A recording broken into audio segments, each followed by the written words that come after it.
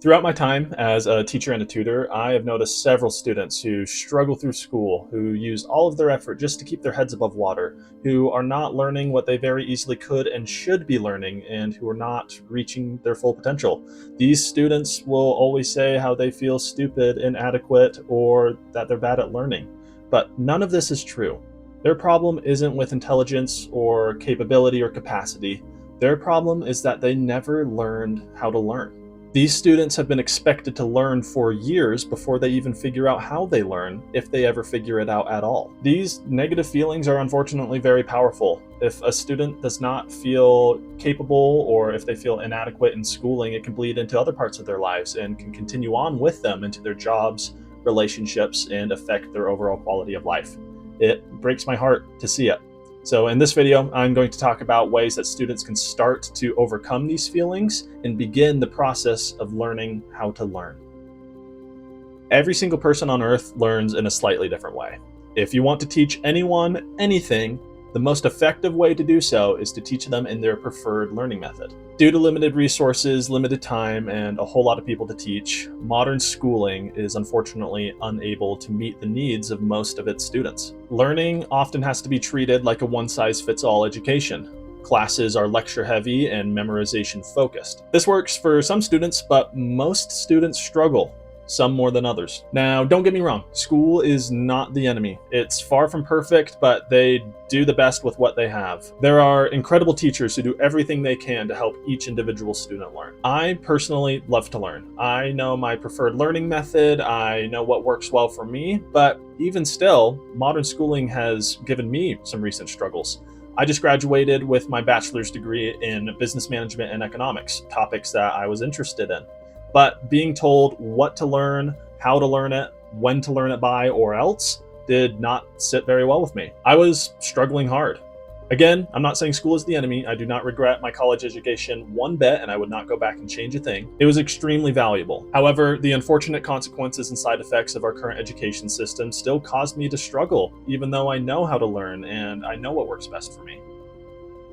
Knowing your preferred learning method and style makes learning so much easier and much more reliable. That means if you want to learn anything in the most effective way possible, you need to know what works best for you. However, for students to even figure out what works well for them, they need to learn. They need to experiment with learning and try new things, see what works for them and what doesn't. This takes time, especially if students are focused on learning subjects rather than learning the art of learning itself. Some people, unfortunately, never figure it out. The question then becomes, if learning helps us figure out how we learn the best, how can students even do this if all of their learning opportunities are filled with a one-size-fits-all education, a focus on getting good grades, and enough worries as is?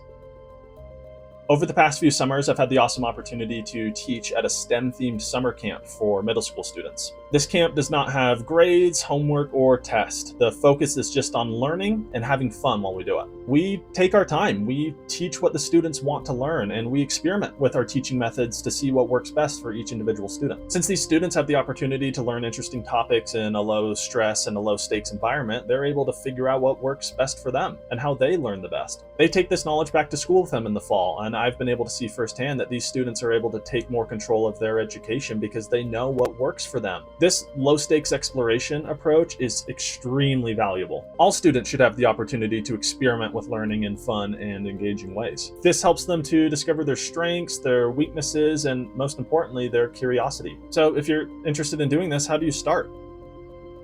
Start with things you're interested in or things you care about. I like to play video games on occasion, and recently I've been starting to play a lot of Mario Kart Wii. Since this is a current area of interest for me, I've been very curious about ways I can improve, things I can do better, and ways to have more fun while playing the game. I've been researching different vehicle combinations to go faster, how to race better, shortcuts, and general tips and tricks. Because I have a strong interest in Mario Kart currently, my curiosity is keeping me hooked and engaged in the learning process. And I know Mario Kart will have little to no significant impact on the rest of my life, but it's fun, and it's helping me learn. A fun and engaging topic is the perfect entry point to learning how you learn best. It doesn't matter what topic it is, as long as your mind can be engaged, that's what the learning process needs to begin. In this way, starting from something I really enjoy and becoming curious about it, my curiosity can create the momentum I need to continue the learning process and apply it to other things that I'm learning in my life. This momentum is huge for the learning process. If you spend enough time learning something, eventually you start to get understanding, and not just in that area, but you start to connect it to other areas of study as well. Think about an activity that you've never tried before. For example, water skiing.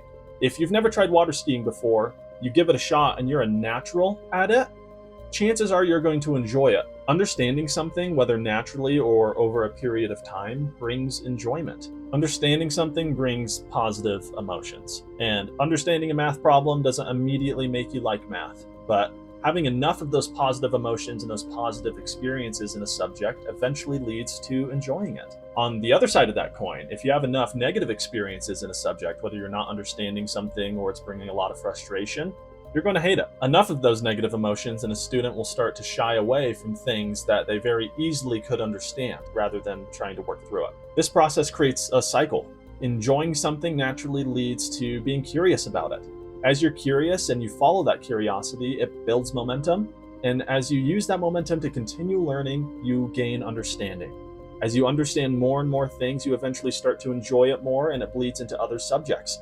This is a positive feedback loop that keeps going round and round, bringing more understanding, more enjoyment, more curiosity, and more momentum, eventually helping you become a better learner and enjoy learning even more. If you want to start this process of learning how you learn better, start with something you're genuinely interested in and something you genuinely enjoy. It could be poetry, writing, physics, sports, art, music, anything. Find out what you're curious about in that area. If you're not sure, do some research. Find out ways to improve at something or discover some fun facts about it. If it isn't working or holding your interest, try something else you enjoy. Try something that can genuinely get you hooked. There's a quote that I love that's commonly attributed to Albert Einstein. It says, "Everyone is a genius, but if you judge a fish by its ability to climb a tree, it will live its whole life believing that it is stupid." And I love that quote, but I think it can be improved. The quote assumes that the fish will never be able to climb a tree, but that it's really good at something else, swimming. But people are different. People have the capacity and the ability to learn anything that they set their mind to. Although some people are better at learning some things than others, every single person has the capacity to learn anything. So whoever you are watching this, I hope that you have the confidence to learn anything that you set your mind to. And if you don't have that confidence yet, go find it. Go learn about things that you enjoy and let that process take you to new heights, to new curiosities, and to new enjoyments. And sometimes we just need a little help from others to begin the process. So go learn something new today. Learn something new tomorrow and the next day. Keep learning because you are smart and you are capable of anything you set your mind to. Hopefully you learned something new from this video. If you did, comment down below what you learned, or comment what you would like me to go over next, an interesting topic you want to learn more about or something you're currently struggling to learn about. I love to teach and I want to teach you what you want to learn. So let me know about it down below. And thank you for learning with me today.